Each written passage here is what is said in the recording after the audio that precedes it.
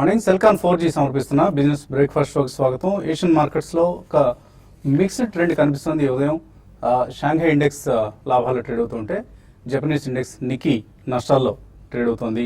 Last night US markets మాత్రం చాలా స్ట్రాంగ్గా క్లోజ్ అయ్యాయి. S&P 500 ఇన్ఫ్యాక్ట్ 2016 హై దగ్గర క్లోజ్ అయింది.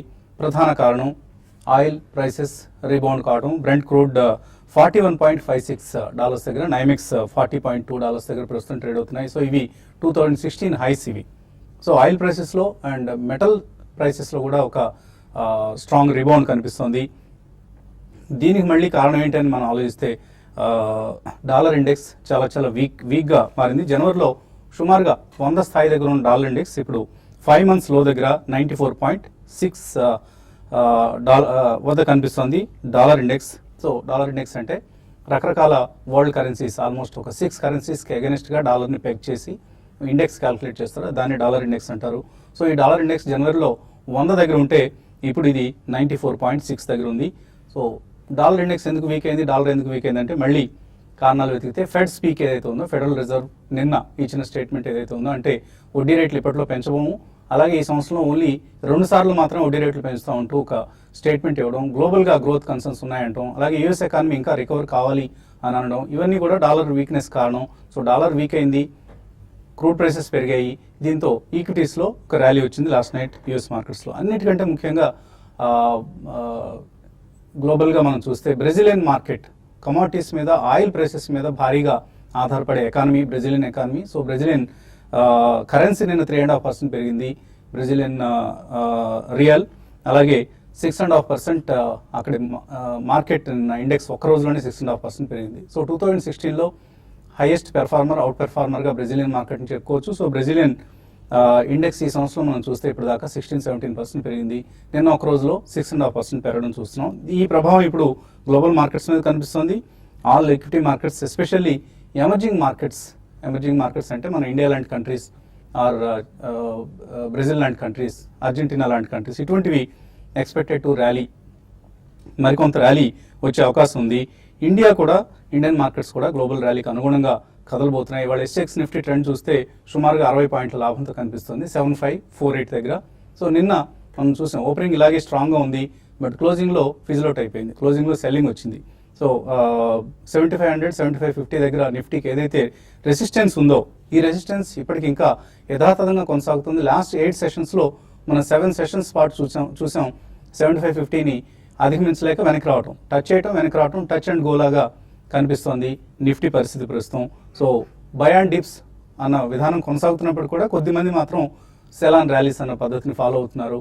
సో ఈ మిక్స్ అండ్ మ్యాచ్లో మార్కెట్స్లో యథాతథ స్థితి కొనసాగుతుంది. సుమారుగా 7500 సమీపంలో నిఫ్టీ తచ్చెట్లాడుతోంది లాస్ట్ ఫ్యూ సెషన్స్గా. కన్సాలిడేషన్ అని అనుకోలేము దీన్ని, బట్ ఎప్పటికప్పుడు హైయర్ లెవెల్స్ని టచ్ చేయడానికి ప్రయత్నం చేయటం, విఫలమై వెనక్కి రావటం, ఇది నిఫ్టీ ప్రస్తుతం బిహేవ్ చేస్తున్న తీరు. దీనికి నిన్నటి ట్రేడింగ్ ట్రెండ్ ఒకసారి మనం అనలైజ్ చేసుకుంటే HDFC twins, HDFC and HDFC bank, ఈ 2 కౌంటర్స్లోనూ సెల్లింగ్ బాగా రావడం చూసాం. అలాగే ఫార్మా స్టాక్స్ వీక్గా ఉన్నాయి, సన్ ఫార్మా లాంటి స్టాక్స్ కావచ్చు, ఇతర ఫార్మా స్టాక్స్. అలాగే ఐసిఐసిఐ బ్యాంక్ మాత్రం నిన్న కూడా తన లీడర్షిప్ పొజిషన్ కొనసాగించింది. ఇప్పుడు న్యూ లీడర్ ఎవరు ప్రస్తుతం ఉన్న మార్కెట్ ట్రెండ్లో అని చూస్తే ఐసిఐసిఐ బ్యాంక్నే ప్రధాన కారణం చెప్పుకోవచ్చు. ఎందుకంటే మార్కెట్స్ ఈ నెలలో 10% పెరిగితే ఐసిఐసిఐ బ్యాంక్ ఆల్మోస్ట్ 20% పెరిగింది. సో ఐసిఐసిఐ బ్యాంక్ స్టాక్లో నిన్న కూడా డెలివరీ బేస్డ్ బయింగ్ జరిగింది. 400 crores వర్త్ స్టాక్స్ను ఎఫ్ఐఎస్ కొన్నారు. ఎఫ్ఐఎస్ ఓవరాల్గా 760 కంటే ఎక్కువ, 760 కోట్ల కంటే ఎక్కువ బయింగ్ నిన్న క్యాష్ మార్కెట్స్లో చేయడం చూసాం. సో ఎఫ్ఐఐ బయింగ్ కొనసాగింది. అలాగే బ్యాంకింగ్ స్టాక్స్లో ఐసిఐసిఐ బ్యాంక్ లీడ్ చేయడం చూసాం. అండ్ కమాడిటీ స్టాక్స్ ఇవాళ లైమ్ లైట్లో ఉండబోతున్నాయి. ఎందుకంటే వరల్డ్ ఓవర్ కమాడిటీ ప్రైసెస్ కొంత రికవర్ కావడం చూస్తున్నాం కాబట్టి, అటు క్రూడ్ ప్రైసెస్ కావచ్చు, ఇటు ఇతర కమాడిటీ ప్రైసెస్లో కూడా రికవరీ కనిపిస్తుంది కాబట్టి, Ambuja cements, Cairn India or ONGC ఇవన్నీ కూడా క్రూడ్ బేస్డ్ స్టాక్స్ కాబట్టి, అండ్ ఈవెన్ చిన్న కంపెనీస్ లైక్ చెన్నై పెట్రోలియం లాంటివి, ఎంఆర్పిఎల్ లాంటివి, ఇటువంటి స్టాక్స్ కూడా ఇవాళ లైమ్ లైట్లో ఉండబోతున్నాయి. మనం వాచ్ చేయాల్సిన కౌంటర్స్లో వాటిని కూడా యాడ్ చేసుకోవాలి. నిన్న ట్రెండ్లో మిడ్ క్యాప్స్లో ఎక్కువ యాక్షన్ ఉంది. లార్జ్ క్యాప్స్ కంటే కూడా మిడ్ క్యాప్స్ నిన్న అవుట్ పెర్ఫామ్ చేయడం చూసాం. ఐటీ, ఎఫ్ఎంసీజీ, ఎనర్జీ ఈ రంగాలకు చెందిన స్టాక్స్లో, ఫర్ ఇన్స్టెన్స్ కెయిన్ ఇండియా లాంటివి. ఎనర్జీలో ఈవెన్ ట్రాన్స్ఫార్మర్స్ లాంటి కౌంటర్స్ కూడా, వోల్టాంప్ కావచ్చు, ఇండోటెక్ ట్రాన్స్ఫార్మర్స్, ఇటువంటి చిన్న చిన్న కౌంటర్స్లో కూడా మనం వాల్యూమ్స్తో కూడిన బయింగ్ చూసాం.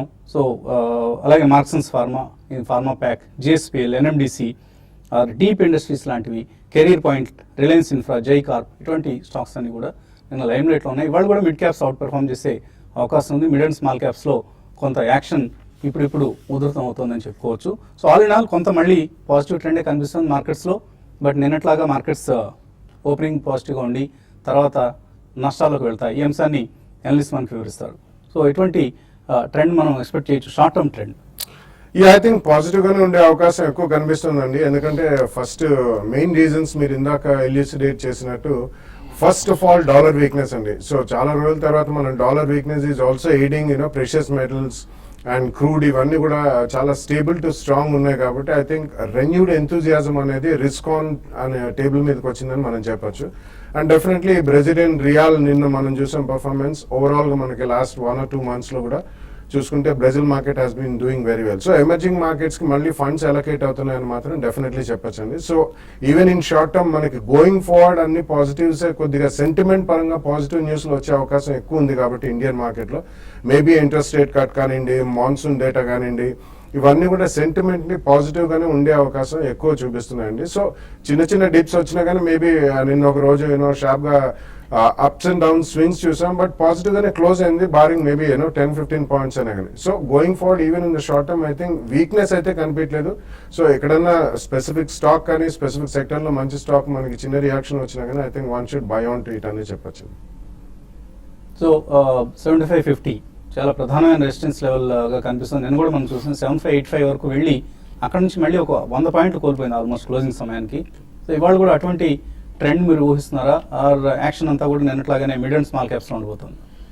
బేసికలీ మనకి 7550 ఏదైతే రెసిస్టెన్స్ పాయింట్ ఉందో కొంచెం ఎక్స్టెండింగ్ టాప్స్ అనేది మనం చూస్తున్నాం. 7585 అండ్ అదేవిధంగా 3 days బ్యాక్ కూడా 7583 రావటం చూసాం. సో బేసికలీ టాప్ లో మనకి డెఫినెట్లీ ఫాలో ఆన్ బయింగ్ అనేది మనకు కనిపించలేదు. సో దీని ఇండికేషన్ ఏంటంటే ఐ థింక్ ఎవరైతే స్ట్రక్ అయి ఉన్నారో ప్రాబ్లీ ట్రేడర్స్ కానీ లేదంటే ఇన్వెస్టర్స్ కానీ మేబీ వాళ్ళు కొద్దిగా ఎగ్జిట్ అవడానికి ప్రయత్నిస్తున్నారు.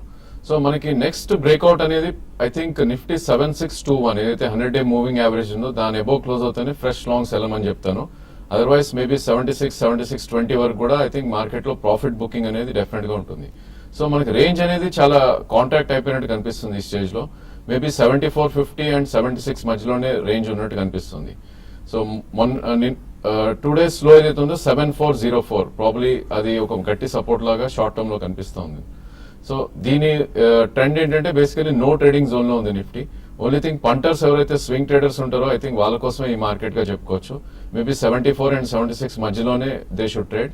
డెఫినెట్లీ 7480 అండ్ 7490 వస్తే కనుక అక్కడ లాంగ్ పొజిషన్స్ తీసుకొని 40-50 పాయింట్స్ స్టాప్ లాస్ పెట్టుకోవాలి. అదేవిధంగా నిన్నటి హై అవుతుందో 7580 అండ్ 76 మధ్యలో I think short positions create కూడా చేసుకోవచ్చు with about 20 points stop loss. ఇది గమనించాల్సింది ఏంటంటే ఓన్లీ స్వింగ్ ట్రేడర్స్ కి ఫర్ దట్ 50-70 పాయింట్స్ ఎవరైతే ట్రేడ్ చేస్తారు. బ్యాంక్ నిఫ్టీ చూస్తే కనుక చాలా ఇంట్రెస్టింగ్ ప్యాటర్న్ కనిపిస్తుంది. మంత్లీ చార్ట్స్ చూస్తే కనుక లాస్ట్ మంత్ హై అయితే ఉందో 15565 నేను అది బ్రేక్అవుట్ అవటం చేసాం. ఇన్ఫాక్ట్ నిఫ్టీ బ్రేక్ కాలేదు, 7600 last month high. So bank Nifty definitely కొద్దిగా చాలా స్ట్రాంగ్ కనిపిస్తుంది. గత 4-5 రోజులుగా కూడా మనం చెప్తున్నాం నిఫ్టీ కన్నా బ్యాంక్ నిఫ్టీ అవుట్ పర్ఫార్మ్ చేసే ఛాన్స్ ఉంది. సో ఏమాత్రం ఇది 15762 నిన్న హై మనం 15700 వెళ్ళటం చేసాం. 762 అబౌవ్ క్లోజ్ అవుతే probably next top trend start అయ్యే ఛాన్స్ ఉంది. మేబీ 16200 నుంచి 16500 లాగా. So definitely buy on dips bank నిఫ్టీగా మనం చెప్పుకోవచ్చు. మేబీ 2 days లో అయితే ఉందో 15178 దాని కింద స్టాప్ లాస్ పెట్టుకోవాలి. మేబీ 2 or 3 ప్రైస్ పాయింట్స్ లో బ్యాంక్ నిఫ్టీ డెఫినెట్లీ లాంగ్ వెళ్ళచ్చు. సో మ్యూచువల్ ఫండ్ మార్కెట్లో ఏం జరుగుతుంది, ఎటువంటి రికమెండేషన్స్ ఈ సమయంలో ఇస్తారు మీరు? ఇవాళ మనం స్పెసిఫిక్ ఫండ్ రికమెండేషన్ ఏమీ లేదండి. బట్ మ్యూచువల్ ఫండ్స్లో ఇప్పుడు లాస్ట్ ఫిబ్రవరి వరకు అయితే మనకు మార్కెట్ పర్ఫార్మెన్స్ అంత మంచిగా లేదు. బట్ లాస్ట్ 15-17 డేస్లో మనకు మార్కెట్స్ మంచిగా పికప్ అయ్యాయి. అండ్ మ్యూచువల్ ఫండ్ ఎన్ఏవీస్లో కూడా చాలా వరకు ఫండ్స్లో అట్లీస్ట్ 5-8% ఎన్ఏవీస్లో జంప్ అయ్యాయి. అండ్ ఇది ట్యాక్స్ సీజన్ కాబట్టి మనకి ఇంకొక 10-12 days టైమే ఉంది 31st March ఎండ్ కావడానికి. సో ఈ టైంలో ఎవరైతే ఇన్వెస్ట్మెంట్ చేయాలనుకుంటారో కొన్ని ట్యాక్స్ సేవింగ్ ఫండ్స్ మాత్రము నేను సజెస్ట్ చేస్తాను. So they can look at Axis long term equity fund, Birla Sun Life tax relief 96, ICICI Prudential long term equity fund. ఈ మూడిట్లో ట్యాక్స్ సేవింగ్ ఎవరైతే లాస్ట్ ఫ్యాగెండ్లో చేయాలనుకుంటారో they can invest in those funds and continue the SIPs. ఏమైతే SIPs చేస్తున్నారో market పడ్డదని చెప్పేసి కంగారు పడి స్టాప్ చేయాల్సిన అవసరం లేదు. ఎస్ఐపీస్ కంటిన్యూ చేసుకోవాలి. దాంతోపాటు లంసమ్ ఇన్వెస్ట్మెంట్స్ ఎవరైతే చేయాలనుకుంటారో they can deploy 25-30% now and rest of the investment ఒక నెక్స్ట్ 6 to 9 months వరకు ఎస్టీపీ ద్వారా ఇన్వెస్ట్మెంట్ చేసుకోవాలి. అండ్ పోర్ట్ఫోలియోస్ ఏమైతే ఎవరైతే ఉంటాయో it is a time for them to rebalance their portfolios and take care that goals are achieved అండి. Okay అండి. అలాగే భారత్ వైర్ రోప్స్ ఈ కంపెనీ ఐపీఓ ఇవాళ ప్రారంభమవుతుంది. Offer price 45 rupees. ఈ కంపెనీ ఎటువంటి ప్రత్యేకత లేని కంపెనీ, స్టీల్ వైర్ రోప్స్ తయారు చేసే కంపెనీ, అలాగే కొంత ఫర్నిస్ ఆయిల్ లాంటి ఒక ఫ్యూయల్స్ని కూడా తయారు చేసే కంపెనీ ఇది. సో ఎటువంటి ప్రత్యేకత లేదు. ఆఫర్ ప్రైస్ చాలా చాలా స్టీప్గా ఉంది. 44 పైసలు ఈపీఎస్ ఉంటే 45 రూపాయలకి షేర్లు ఆఫర్ చేస్తున్నారు. సో అంటే ఆల్మోస్ట్ 120 PE దగ్గర ఆఫర్ చేస్తున్న ఇష్యూ ఇది. సో అవాయిడ్ చేయండి. చిన్న ఇష్యూ, చాలా ఇన్సిగ్నిఫికెంట్ కంపెనీగా తర్వాత లిస్టింగ్ తర్వాత మారిపోయే ప్రమాదం కూడా లేకపోలేదు. So avoid Bharat wire ropes issue. ఈ మధ్య అంత క్వాలిటీ ఇష్యూస్ మళ్ళీ రావడం మనం తగ్గిపోయిందనే అనుకోవాలి. రాబోయే ఇన్ఫీబీమ్ ఇష్యూ నుంచి కూడా ఐసిఐసిఐ సెక్యూరిటీస్, కోటక్కి 2 లీడ్ మేనేజర్ బాధ్యతల నుంచి తప్పుకున్నాయి. So something is wrong in the IPO market. చాలా చాలా సెలెక్టివ్గా, చూజీగా ఉండాల్సిన సమయం ఇది. ఇప్పుడు మార్కెట్లో ఉన్న హెల్త్ కేర్ గ్లోబల్ ఐపీఓ కూడా డిసప్పాయింట్ చేస్తుంది. ఇప్పుడు దాకా ఓన్లీ 0.54 times సబ్స్క్రిప్షన్ మాత్రమే వచ్చింది. మేబీ ఇవాళ ఆఖరి రోజు కాబట్టి హెల్త్ కేర్ గ్లోబల్ ఐపీఓ ఏ విధంగా సబ్స్క్రైబ్ అవుతుంది అన్నది వేచి చూడాలి. మనం ఈ కార్యక్రమంలో రిస్క్ తీసుకోగలిగిన వాళ్ళు మాత్రమే హెల్త్ కేర్ గ్లోబల్ ఐపీఓకి అప్లై చేయొచ్చు అన్న సూచనని ఇవ్వడం జరిగింది. ఇంకా ఇన్వెస్టర్స్ నుంచి కాల్స్ అలాగే మెయిల్స్ తీసుకునే ముందు కాసేపు ప్రకటనలు.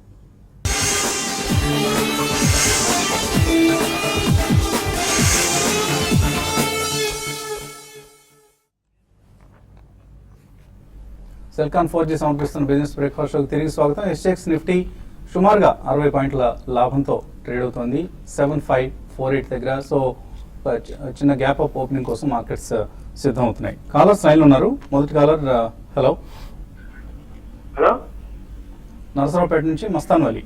అడగండి మస్తాన్ అలీ. బాలరాజ్ కట్టర్ మాట్లాడండి. మ్యూచువల్ ఫండ్ పోర్ట్ఫోలియో చెప్తాను, అవే ఉంచాలా లేదనేది తెలుసుకోవాలి. అడగండి. రిలయన్స్ బ్యాంకింగ్ ఫండ్ ఉందండి, ఫిక్స్ చేస్తున్నా 2 years నుంచి. Reliance equity opportunities fund, HDFC top 200, HDFC prudence fund, తర్వాత ICICI Prudential focused blue chip, ICICI prudence value discovery fund. ఈ 2 years నుంచి ఫిక్స్ చేస్తున్నాను. ఓకే, ఇవి పోర్ట్ఫోలియో ఇవి మార్చాలా లేకపోతే ఇవే కంటిన్యూ 5 సంవత్సరాలు చేద్దాం అనుకుంటున్నాను, చేయాలా? ఏమైనా మార్చాలంటే మార్చుకుంటాను చెప్పండి. Okay, Reliance banking fund sectorial fund అండి. జనరల్గా మనం సెక్టోరియల్ ఫండ్లో ఇన్వెస్ట్మెంట్ చేయకూడదు. ప్లెయిన్ డైవర్సిఫైడ్ ఫండ్లో ఇన్వెస్ట్మెంట్ చేసినప్పుడు బ్యాంకింగ్ సెక్టర్కి కూడా కొద్దిగా ఎక్స్పోజర్ ఉంటుంది. Better avoid sectorial fund and thematic funds. Reliance banking fund ఏమైతే ఉందో you can stop investing in that. Reliance equity opportunities ఫండ్లో ఇన్వెస్ట్మెంట్ చేస్తారు. It is doing reasonably well. You can continue to invest in that. And HDFC equity fund top 2 equity fund, prudence fund. HDFC equity fund and HDFC prudence fund లో మీరు investment చేశానన్నారు. Recent గా performance has not been good అండి. మీరు ఈ 2 fund నుంచి బయటకు వచ్చేసేయచ్చు. And ICICI focused blue chip and value discovery రెండిట్లో ఇన్వెస్ట్మెంట్ చేస్తున్నారు. అవి కంటిన్యూ చేసుకోవచ్చు. సో మీరు Reliance banking fund, HDFC equity and HDFC prudence funds నుండి బయటకు వచ్చేసేయండి. ఆ ఫండ్ ని మీరు Franklin India Prima Plus, Birla Sun Life, MNC fund లో ఈ రెండిట్లో స్ప్రెడ్ చేసి ఇన్వెస్ట్మెంట్ చేసుకోండి. ఓవరాల్ గా 5 funds అవుతాయండి మీకు. But some of the thematic funds have given decent returns in the last 10 years, like Reliance Pharma Fund కావచ్చు, or Transport and Logistics Fund కావచ్చు. నిన్న మనం ఒక చిన్న వివరణ కూడా ఇవ్వడం జరిగింది. Compared to the diversified funds, thematic funds have given minimum 5 to 10% extra returns in the last 10 years performance చూస్తే 2006 నుంచి 2016 వరకు ఎస్ఐపి చేసిన వాళ్ళకి ఎటువంటి రిటర్న్స్ ఇచ్చాయని నేను కంపారిటివ్గా చెప్పడం జరిగింది. యూట్యూబ్లో వీడియో కూడా ఉంది, ఎవరైనా జస్ట్ ఫర్ రిఫరెన్స్ చూడొచ్చు. ధర్మేష్ విజయవాడ నుంచి. హలో, గుడ్ మార్నింగ్ వస్తుంది గారు. మార్నింగ్ అండి, అడగండి. Avanti feeds 1 or 2 years prospective గా తీసుకోవచ్చు ఈ రేట్లో. ఆల్రెడీ కొన్ని షేర్స్ ఉన్నాయి, దాంతో ఇది యావరేజ్ చేసుకుందాం. ఇంకా యాడ్ చేసుకోవచ్చు Avanti feeds. Yeah it's a very strong company అండి ఫండమెంటలీ. కానీ లాస్ట్ ఇయర్ కొద్దిగా మనకి అంటే అంతకు ముందు 1 or 2 years చూసుకుంటే ఆల్మోస్ట్ 4 to 5 times పెరిగింది కాబట్టి ఇట్స్ ఎ నార్మల్ రియాక్షన్ అండి. 2 years వ్యూ అంటున్నారు కాబట్టి డెఫినెట్లీ తీసుకోవచ్చండి. బట్ మార్చ్ క్వార్టర్ రిజల్ట్స్ దాకా వెయిట్ చేసి ప్రాబ్లం మీ దగ్గర ఆల్రెడీ ఉన్నాయితే ఉంచండి. మార్చ్ క్వార్టర్ రిజల్ట్స్ వచ్చినాక you can add some more. ఇందులో కొద్దిగా సీజనాలిటీ ఉంటుందండి కాబట్టి అది గమనించాలి మీరు. అలాగే ఈమెయిల్ సందేహాలు కూడా అందే మనకు. జే రాము యాదవ్ అడుగుతున్నారు, DLF and IB real estate ఈ రెండు కొనున్నారు ఆల్రెడీ అయినా హోల్డ్ చేయొచ్చా? డిఎల్ఎఫ్ 106లో, ఐబీ రియల్ ఎస్టేట్ 54లో. ఐ థింక్ రెండు కూడా సైడ్ వేస్ గా ట్రేడ్ అవుతున్న కౌంటర్స్ అండి. ప్రాబ్లీ డిఎల్ఎఫ్ రేంజ్ చూస్తే 102 నుంచి 114 మధ్యలో ట్రేడ్ అవుతుంది. సో దీని 200-day మూవింగ్ యావరేజ్ అరౌండ్ 112 దగ్గర ఉంది. మేబీ అక్కడ మీరు ప్రాఫిట్ అనేది బుక్ చేసుకోవచ్చు.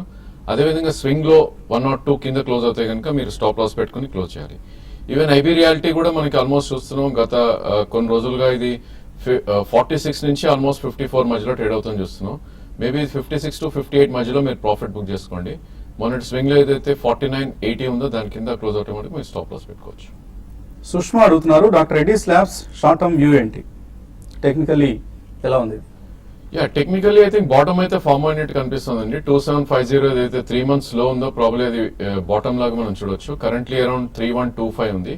దీన్ని మనకి 20-day moving average monthly chart లో 3405 ప్రాబ్లీ అక్కడ దాకా మూవ్ అయ్యే ఛాన్స్ ఉంది. Maybe in the couple of months గా మనం చెప్పుకోవచ్చు. సో డెఫినెట్లీ లాంగ్ పొజిషన్ ఉంటే కనుక ఉంచండి విత్ స్టాప్ లాస్ బిలో 2960. అలాగే రవి మోటూరి అడుగుతున్నారు, ఎస్టర్ ఇండస్ట్రీస్ కొన్నారట ఆయన 59 రూపాయల్లో. మార్క్సన్స్ ఫార్మా 48లో కొన్నారు, ఎక్కువ క్వాంటిటీ కొన్నారు. ఈ రెండు కూడా ఏం చేయాలి? ఎస్టర్ చూస్తే కనుక ప్రాబ్లీ స్టాక్ మనకి లాస్ట్ 3 months హోల్డ్ చేస్తారు ఆయన. 3 months లోనే ప్రాబ్లీ 108 నుంచి 35 దాకా పడుతుంది చూసాం. సో ఇలాంటి stocks I think 2 to 3 years అనేది కొంచెం ఇట్స్ నాట్ అడ్వైజబుల్ అండి. ఎందుకంటే we need to trade in these kind of stocks. A stock అయితే 108 నుంచి ఆల్మోస్ట్ 35 3 months లోనే వచ్చిందో ప్రాబ్లీ ఇలాంటి స్టాక్స్ ఓన్లీ ట్రేడింగ్ కోసం ఉపయోగించుకోవాలి. డెఫినెట్లీ లాంగ్ టర్మ్ హోల్డింగ్ అయితే ఉండకూడదు. ఐ థింక్ మీ ఉన్న పొజిషన్ మీరు డెఫినెట్లీ ఇక్కడైతే హోల్డ్ చేయొచ్చు. మేబీ 35 కింద స్టాప్ లాస్ పెట్టుకుని. అదేవిధంగా ఇది 81 నుంచి 87 మధ్యలోకి వస్తే కనుక మీరు ఒకసారి ప్రాఫిట్ అనేది బుక్ చేయాలి. ఈవెన్ మార్క్స్ అండ్ ఫార్మా కూడా ప్రాబ్లీ ఇది లాస్ట్ 3 months గా కూడా ఇది 130 నుంచి ఆల్మోస్ట్ 33 దాకా పడుతుంది చూసాం. ప్రాబ్లీ ఈ స్టాక్ కూడా I think you shouldn't hold for 3 years. I think you should keep trading in this stock. Maybe 33 and maybe 72 మధ్యలో ఇది రేంజ్ లో ట్రేడ్ అయ్యే అవకాశం ఉంది. 70-72 మధ్యలోకి వస్తే ఒకసారి మీరు ఎగ్జిట్ అవ్వాలి. పప్పు శ్రీనివాస్ అడుగుతున్నారు, మ్యూచువల్ ఫండ్స్ లో ఏదైనా ఈ volatility, day trading, short term swing trading లాంటివన్నీ చేసి ప్రాఫిట్స్ డిస్ట్రిబ్యూట్ చేసే స్కీమ్లు ఏమైనా ఉన్నాయా? ఈక్విటీ మ్యూచువల్ ఫండ్స్ లో మనం ఇన్వెస్ట్మెంట్ చేసేటప్పుడు అట్లీస్ట్ మనకు ఒక 5 year టైం ఫ్రేమ్ ఉన్నప్పుడే రావాలండి. సో ట్రేడింగ్ అనేది మ్యూచువల్ ఫండ్ లో చేయకూడదు. Better we should stay. Mutual funds trading చేస్తాయా? Buying and selling daily it happens. Fund manager అది part and parcel of the job. అలా చేసి వాళ్ళు ఇంట్రాడేలో ట్రేడింగ్ చేసేసి నెక్స్ట్ డేకి ప్రాఫిట్ ఇచ్చే ఫండ్స్ ఏమైనా ఉన్నాయా? ప్రాఫిట్స్ మనకు రావండి మ్యూచువల్ ఫండ్స్ లో. డివిడెండ్ పే అవుట్స్ ఉంటాయి. సో డివిడెండ్ పే అవుట్స్ మనకు డైలీ బేసిస్ లో ఉండదు. When ever fund has a surplus, అది జనరల్ గా కొన్ని కన్సిస్టెంట్ గా పర్ఫామ్ చేసే ఫండ్స్ అంటే డివిడెండ్ పే అవుట్ హిస్టరీ మంచిగా ఉన్న ఫండ్స్ మంత్లీ డివిడెండ్ కొన్ని ఇస్తాయి. కొన్ని సందర్భాల్లో వాలటిలిటీ. మీరు ఆయన భావాన్ని అర్థం చేసుకోవట్లేదు. మీరు మళ్ళీ మామూలుగా మ్యూచువల్ ఫండ్స్ ఏం చేస్తాయి, మంచి లాంగ్ టర్మ్ కోసం ఎలా చెప్తున్నారు? ఆయన ఉద్దేశం ఏంటంటే వాళ్ళ కోసం ట్రేడింగ్ చేసి పెట్టే మ్యూచువల్ ఫండ్స్ ఏమైనా ఉన్నాయా?